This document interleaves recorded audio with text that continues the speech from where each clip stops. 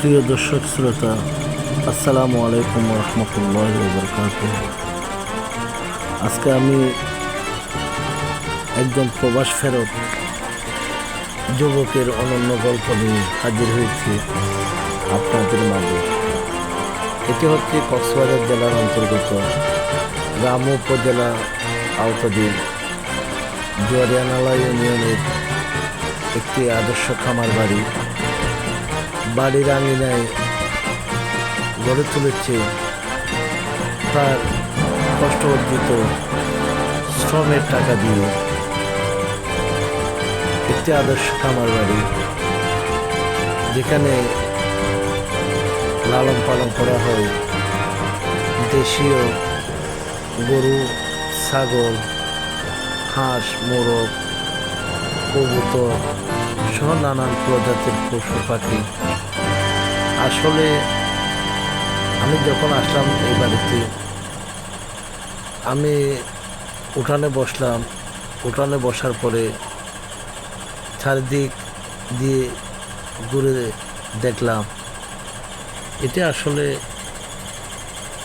অন্যরকম একটি পরিবেশ, যেখানে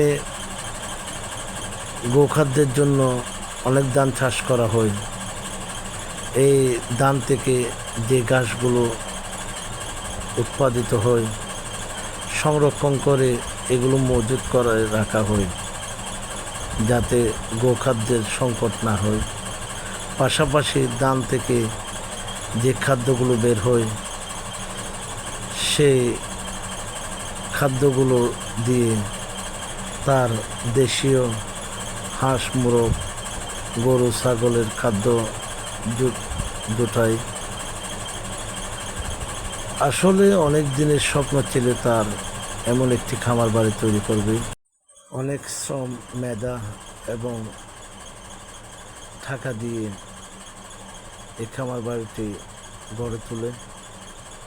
এটি সফলতার মুখ দেখতে অনেক সময় লাগে।